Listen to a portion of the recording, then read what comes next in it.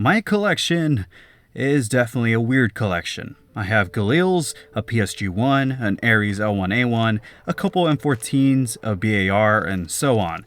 Not normal copy and paste piles of M4s for every pair of shoes that I have thrown amongst my closet. I try to collect every gun that I like, and I leave nothing in my collection unused. From my L85s to my custom X9, they all get my love, but there's still a list of guns that I really wish I had. Guns that are either so uncommon and rare that I couldn't just go and buy one even if I wanted to, or because I just don't have the money to be spending on another gun at the moment. I'm gonna go through just a few of them that really bother me because I don't personally own them. Man, heck, maybe you'll get lucky and be able to dangle one of these in my face one day so I can contemplate if I would be alright with risking prison time for one of them. So first off, we're bringing out a couple oldies but goodies.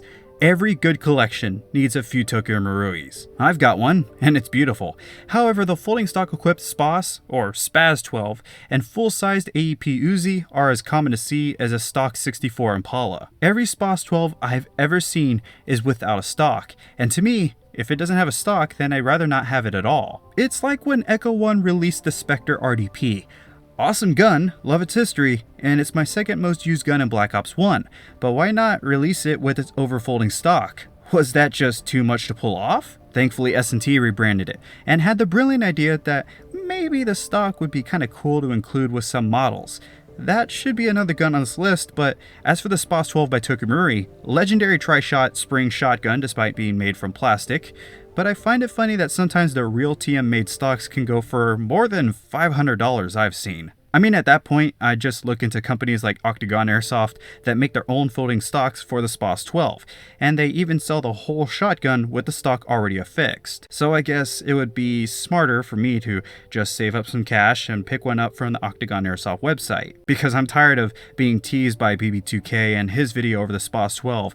And by the way, this custom-made shell-ejecting SPAS 12 is freaking awesome. Not really practical on the field like all shell-ejecting guns are, but I really like this custom build. Really great job. Then we have the Uzi. In my opinion, Tokyo Marui made the best Uzi. There was the Maruzin and the KWC and of course all the low-powered Uzis, but the TM Uzi with its metal body, consistent FPS, and the solid internals for an AEP all check off the boxes for a great compact gun. I also like the full-sized Uzi as it is, so there's all the reasoning you need from me. I found one at High Ground Airsoft, and I did try to buy it from the owner when I was putting together the 250 Airsoft Guns compilation, but the owner didn't consider any amount that I threw at him. I think I offered all the way up to $350 and he didn't take it. One day I'll get one of these. I get offers now and then from some messages, but they always offer them to me when I have no cash to spend. At least the Elite Force MP7 AEG is coming out soon. That should be a pretty solid gun, especially for those planning on HPAing them. As for my next two on the list, I want to tackle some new guns, as much as a 120-pound, no-muscle-having white boy can't. The KWA Ronin TK45C got a lot of attention in 2018, and with it out now, you can bet that I want the C model. Call it a Vector copycat or nothing special, but I dig the futuristic look that some of these new KWA guns are going for. When it comes to sci-fi guns, you can let your imagination just run wild when modeling the gun. Take the newer Call of Duties for example. The gameplay might be a bit shoddy, but you can't deny that some of the guns from Black Ops 3 and Black Ops 4 don't look great. I haven't gotten my hands on the new release TK45s yet, but I hear they're pretty great so far.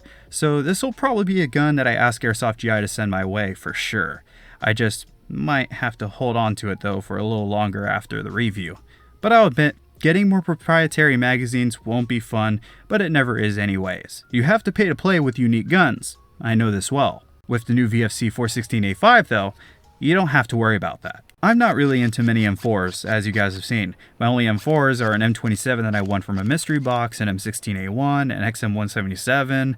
I'm very picky, but I'd be a fool if I didn't respect how legendary the 416 is to Airsoft. And after SHOT Show 2019, I'm dead set to get the tan 416A5 by VFC. I've got a normal A5 model sitting in my room already, but I'd get rid of that one for a tan one any day. I never got the chance to get one of the limited edition tan 416s or M27s by VFC when they came out.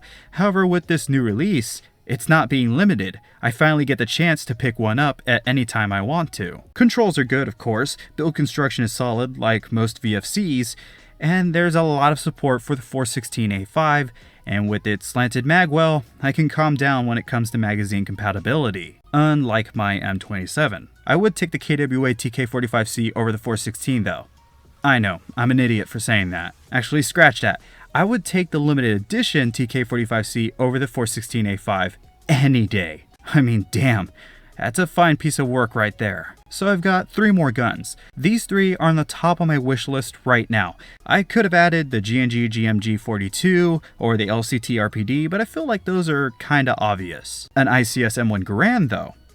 Well, I guess that should be obvious too, but I'm going to put it on the list anyway. This is a rifle I need to get as a real firearm as soon as possible. I've been wanting a real M1 Garand ever since I was a kid playing the original Medal of Honor on the PlayStation. I don't even know what I would do with an ICS model. Should I be heretical and just run my normal loadout with a dump pouch full of magazines, or should I build a World War II kit? Pretty stupid question. Of course I should build a World War II kit. Thankfully, those loadouts are pretty cheap to build thanks to reenactment groups. If I got an ICS M1 Garand, I'd get 8 extra magazines right off the bat, and I would varnish the wood to give it a nice cherry tree tone. My list of favorite platforms consists of my ICS Galils, of course, my Ares L1A1, and my PSG-1 by Tokyo Marui.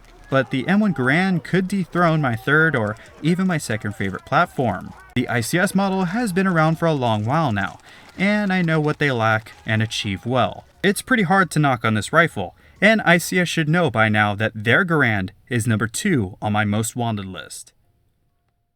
I probably should have mentioned my number 3 pick earlier, but I'm not the kind of person who's professional enough to put a list in order. I'm going to throw the classic Army AUG A1 here, mostly thanks to Dave from the GI Tactical Store in Plano, Texas. I've messed with the ASG and the JG brand AUGs, but in personal experience, I'd say the classic Army model is the best one so far that I've ever messed with. I've always liked the AUG, particularly the A1 model with the built-in 1.5 power scope, but they all seem to have a poor track record. Some techs won't even work on them, and I've seen them all broken in such weird ways. The A1 model is well loved by a lot of people, and the AEG models for Airsoft can be had for about $200, so price is pretty moderate. Sadly though, I haven't found any A1 models for sale in the United States except for the A2 model at Airsoft GI's California walk-in store.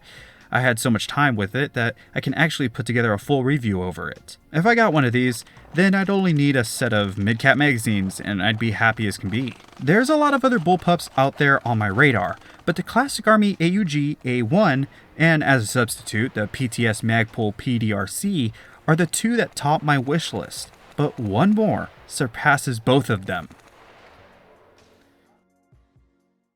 Alright, so at number 1, I have probably the oldest gun on my list. This rifle sparks interest almost immediately when someone posts a picture about theirs online. But before I reveal it, don't forget to check out my last video that I was told that not many people even knew I uploaded for some reason. It took me a whole year to put this project together with Bruce of BB2K, Real Fake Guns, and Bulligan Airsoft, and it's so close to breaking 1,000 likes. So if you haven't already, then go check it out and spank that like button to show your love for 250 airsoft guns shooting. But back to my top spot. Could you have guessed that the real sword Type 97 would be here? This is easily the funkiest, most awkward to manipulate, and scarcest rifle on this list, with a major redeeming factor being that it can accept standard M4 magazines. Battery storage is pretty lousy, with the wires being housed in the pistol grip. However, you could move them into the handguard. Adding any attachments will be a challenge, and if anything breaks on the outside, well, you're not going to find any replacements. So why would I want such a thing? Well, I'm not thinking practically. This and the much stranger Type 97B are real eye-catching rifles, especially since they're so rare to see in the United States. This one in particular was the only one that I've ever seen in the wild. Once I saw this rifle and called it out for what it is, suddenly everyone wanted to handle it and learn about it. I will admit that I love the Type 95 in Modern Warfare 3. It's a seemingly unobtainable moon rock that only pops up for sale without any mods done to them in Asia and Europe. I still remember seeing Bingo Airsoft convert one to HPA long ago. That thing probably ran like a dream. I also urge you to go watch these 2 videos by Forgotten Weapons if you like the look of this gun. Ian does a great job explaining their history, and he's a real gentleman in person, as well as being much taller than me. When he said that you can get a real semi-auto of this rifle by Norinco in Canada for less than $1,000, I was already preparing to hunt one down.